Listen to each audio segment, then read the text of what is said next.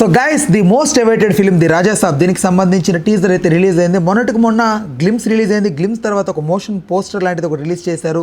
దాని తర్వాత ఈరోజు ఎట్టకేలకు టీజర్ అయితే రిలీజ్ చేయడం జరిగింది. నిజంగా టీజర్ ఎలా ఉంటుంది అనే ఒక reaction video, at the same time review, at the same time break down చేసి ఈ ఫుల్ వీడియోలో అయితే ఉంచబోతున్నాను. ఎక్కడ కూడా స్కిప్ చేయకండి. మీరు చూడని వర్షన్ కూడా ఈ వీడియోలో ఎక్స్ప్లెయిన్ చేస్తాను. ఒకసారి వెళ్ళిపోదాం. అమ్మ సంపద నా ప్రాణం,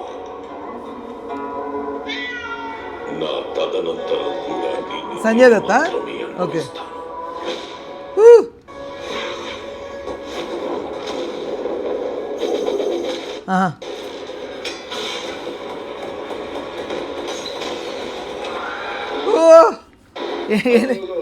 బండి కొంచెం మెల్లగా,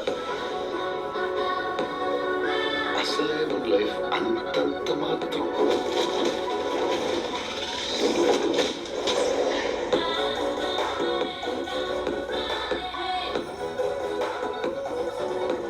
చెప్పు, చేసిన పాపం ఏమి? నేరాలు పాపాలంటే డిగ్నిఫైడ్గా లవ్ చేస్తని చచ్చే వరకు చేయవద్దని వేయాల్సిన ముద్రలు వేసేసావు. మేడం, ఏదో తాగిన మధ్యలో కరిసేసినట్టు మనం.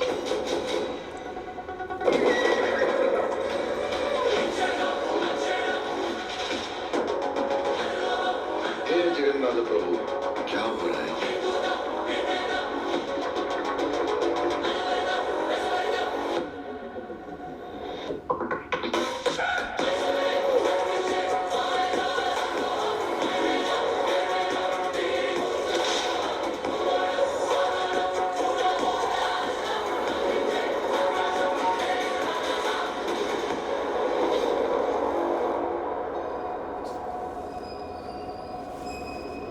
హై?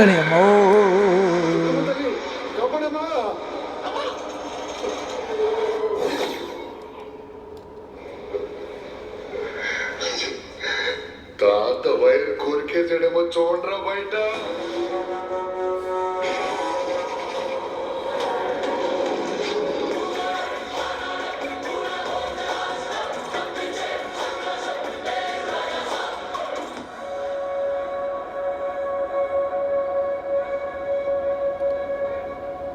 సో ఓవరాల్గా ఈ టీజర్ చూస్తున్నప్పుడు నేను ఎక్స్పెక్ట్ చేసింది వేరు, చూస్తున్నప్పుడు నాకు అర్థమైంది వేరు. నిజంగా టీజర్ చాలా చాలా బాగుంది.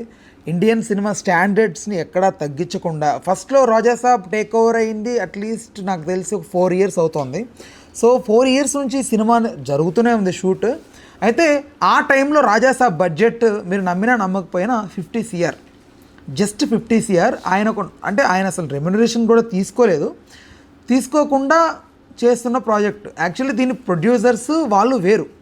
అయితే వన్స్ ఈ ఫిలిం టేక్ ఓవర్ అయిన తర్వాత దీన్ని టేకప్ చేసిన మారుతి దీని స్క్రిప్ట్ వర్క్ డిజైన్ చేస్తున్న టైంలో ఆదిపురుష్ అనే ఒక ప్రాజెక్ట్ని చేయడం జరిగింది. దాని ద్వారా దాన్ని డిస్ట్రిబ్యూట్ చేసినటువంటి ఏదైతే పీపుల్ మీడియా ఫ్యాక్టరీ ఈ కంపెనీ ఉందో ఇది లాసెస్కి గురైంది.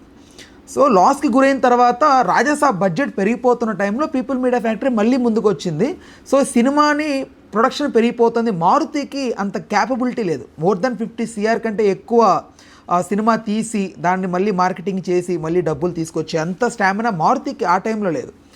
నార్మల్ ఒక మీడియం రేంజ్ డైరెక్టర్, ఆయన సెకండ్ 2 tier డైరెక్టర్ అనుకుందాం.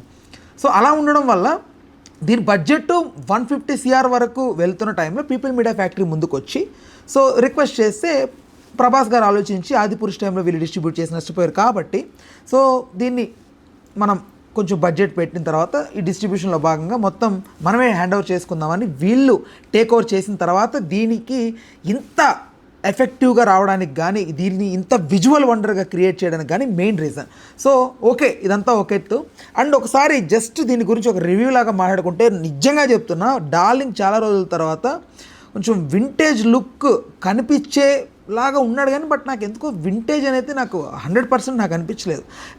వై బికాజ్ ప్రభాస్ గారి యొక్క వాయిస్లో బేస్ అంత పెరిగిపోయిన తర్వాత ఆయన ఎంత క్యూట్గా బబుల్గా బిహేవ్ చేసినప్పటికీ నాకు ఎక్కడ అది ఆయన తాలూకు ఎగ్జాక్ట్ అది నాకైతే ఎక్కడ కనిపించలేదు. అట్ ద సేమ్ టైం టీజర్లో మీరు గమనిస్తే సంజయ్ దత్ గారి క్యారెక్టర్ ఇంట్రడ్యూస్ చేయడం జరిగింది. ఆయన ఆ కోటకి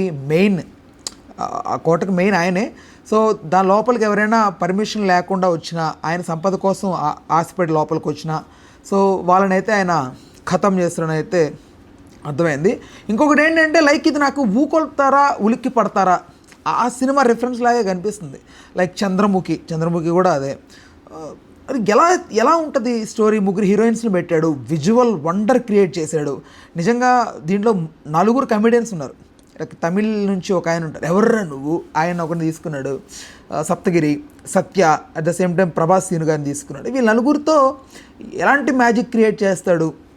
మారుతి మీద నమ్మకం ఉంది, ఫన్ జనరేట్ చేస్తాడు. హర్రర్ కామెడీస్ గురించి ఇంక మనం చెప్పనక్కర్లేదు, అతని ఫిల్మ్స్ అన్నీ మోస్ట్లీ హర్రర్ కామెడీగానే ఉంటాయి. అండ్ మంచి డైరెక్టర్ కూడా, ఒక సపరేట్ వే ఉంటుంది, లైక్ ఒక ఎసెన్స్ ఉంటుంది మారుతి ఫిలిమ్స్కి, ఒక ఫ్లేవర్ ఉంటుంది. అందరు డైరెక్టర్స్లా కాదు, కొంతమంది డైరెక్టర్స్కి మనం చెప్పేయచ్చు ఈజీగా వీళ్ళ సినిమా రా ఇది అని గుడ్డిగా, అలాగే మారుతికి కూడా చెప్పేయచ్చు. అండ్ డార్లింగ్ మోస్ట్లీ గ్రాఫిక్ ఎక్కువ యూజ్ చేశారు అతని మీద అంటున్నారు. నో నాకు అర్థమైన దాని ప్రకారం ఇది డార్లింగే చేయడం జరిగింది. మోస్ట్లీ ఆయనే షూటింగ్లో ఉన్నాడు, అంతే తప్ప ఎక్కువ డూపును వాడారు ఇవన్నీ నథింగ్ ఇదంతా కూడా. అండ్ ఇది చాలా ట్విస్ట్లు, చాలా టర్న్స్ దీంతో ఉన్నటువంటి ఫిలిం అయితే నాకు అనిపిస్తుంది.